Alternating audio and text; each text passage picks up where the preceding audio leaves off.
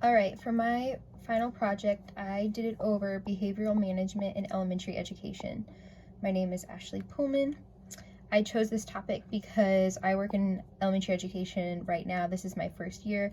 I always found it very intriguing working with the younger generation and how elementary education is about and how we can better manage behavior in the classroom.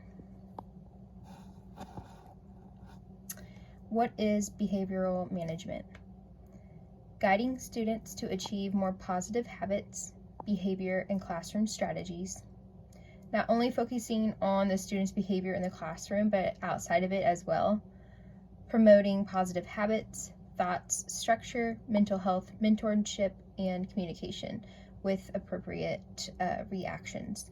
It is so easy to get caught up in the lecture and the curriculum that we forget to do our check-ins with our mental health, not only for ourselves, but the students as well. Behavioral management in the classroom.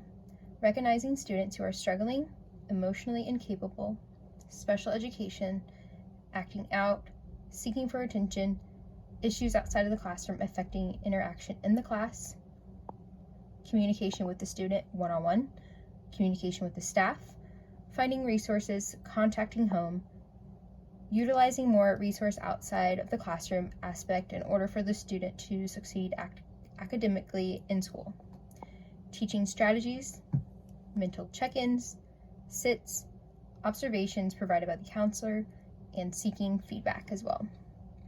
These are all of the categories that I will be going over, and then some.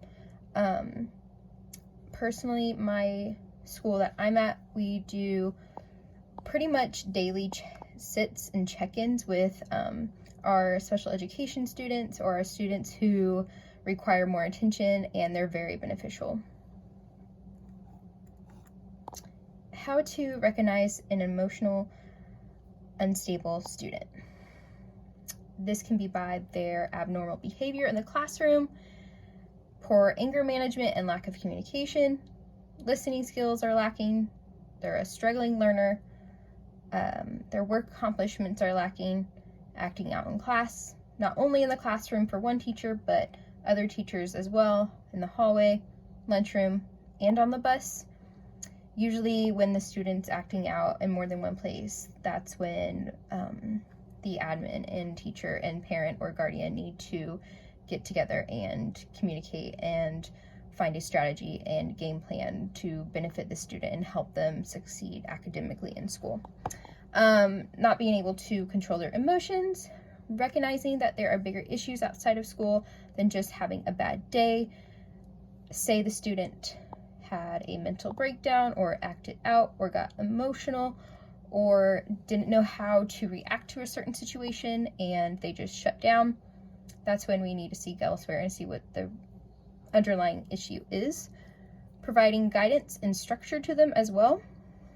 As an educator, our role is to not only provide good academics and resources to them in that way, but being a friendly face and providing good resources and helping them in the classroom and outside of the classroom to help them achieve the ultimate goal of being happy is should be our number one goal we're focusing on. This is from McGuire, their study. Quote, "The need for more collaboration between practitioners to promote socially inclusive environments for students with EBD, emotional behavioral disorder. Having that teachers are primarily with the student majority of their day, McGuire did a journal to help strive educators to be more knowledgeable about EBD in the classroom and benefits they can help project to students to help them improve their behavior by an understanding in place. Knowing how to tend to each student is beneficial, and how to interact is pivotal in the classroom." I think we veer away from this as the year goes on, and teachers are in a rush to get the objective out, get the lesson out, get this assignment done, and we need to better focus on mental health.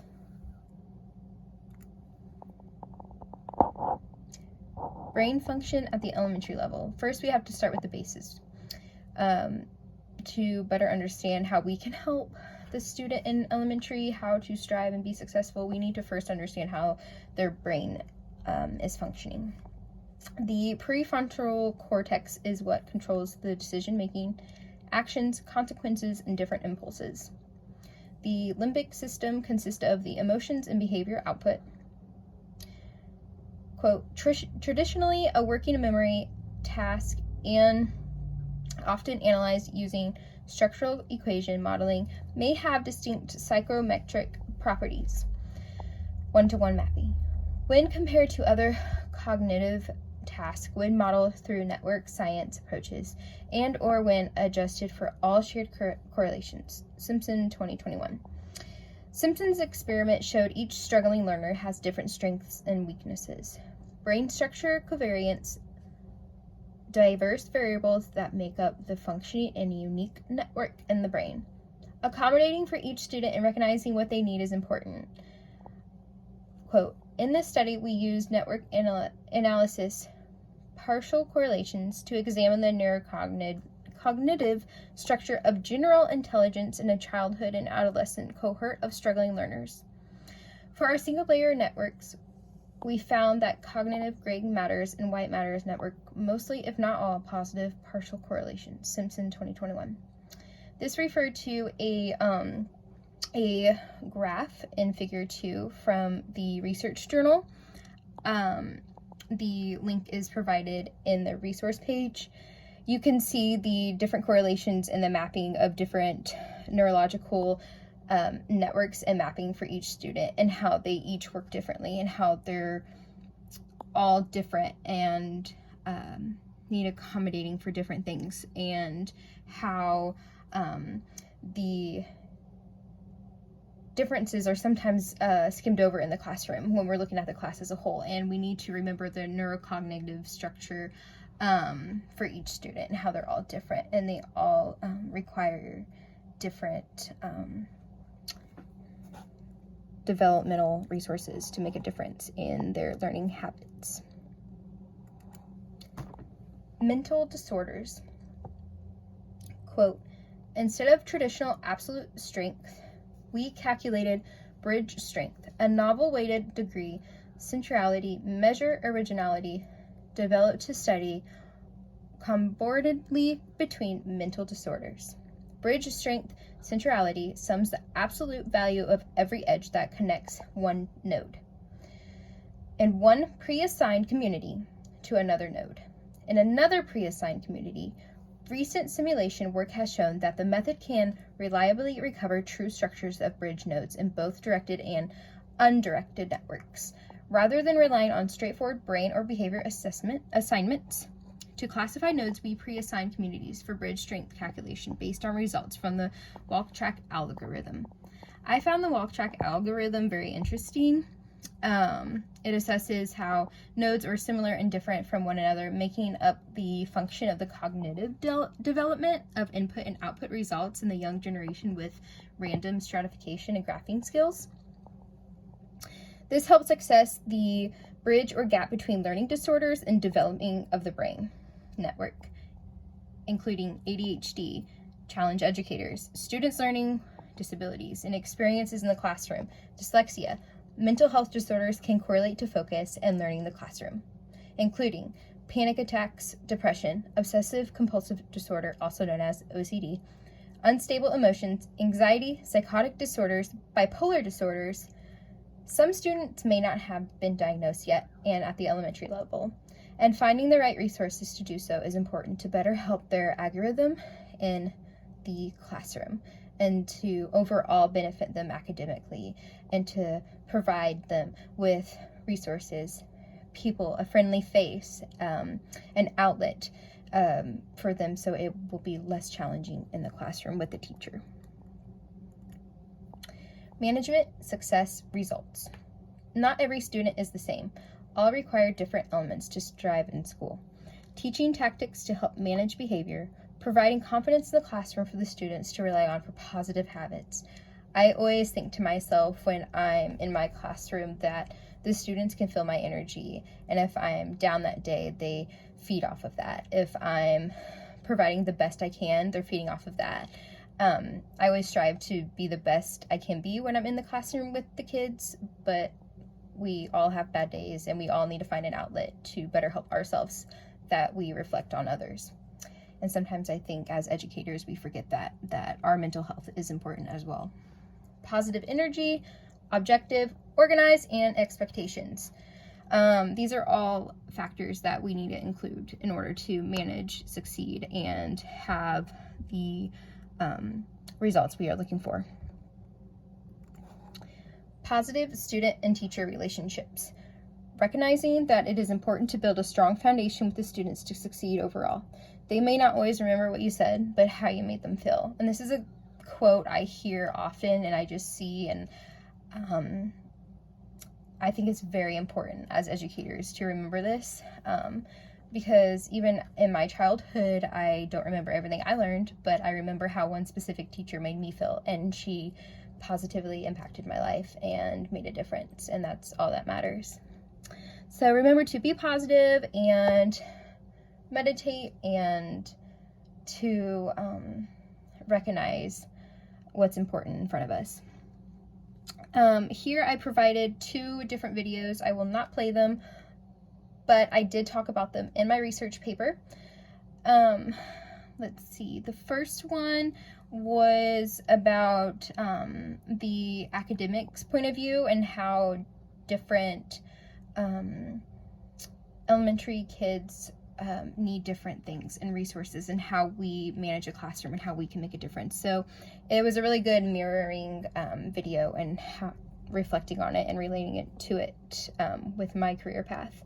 The second video is about a student who was positively impacted by his early teacher in elementary, and how it was really just like really motivational, a positive and encouraging video about how teachers impact children without realizing it, and how everything we do does make a difference.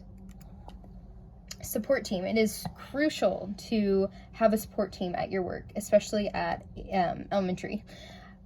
Utilizing your resources, utilizing peers to help collaborate with the students, having your input, ideas, communication is very important. I find when I'm applying myself to my support team, it reflects on my students and my experience in my classroom for my kids as well. Communication amongst admin, working as a team, creating a strong foundation with staff that reflects on the students, like I just said, and it reflects on their experience in school as well.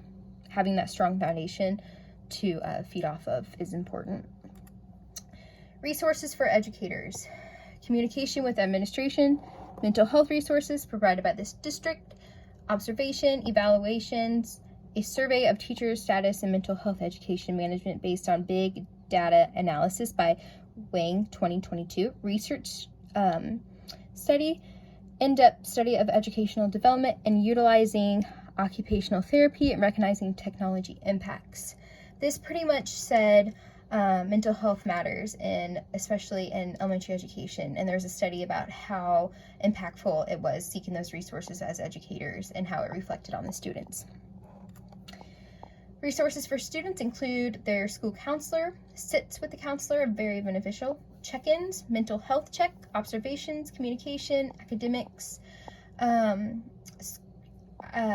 districts provide a 30-minute weekly for each class with the counselor, sit down, and they talk about mental health and just like positivity and habits and what we can improve on. School psychologist, social, emotional, behavioral help. They recognize their symptoms and they do testing and assessing. And social worker, if applicable, coordinates with the district and parent guardians. It's an organization, stability. It's another outlet that the family can go to as well to help with behavior. And of course the teacher and educator in the room. So all of these work together in a big network to ultimately help the student become successful. And here are my resources.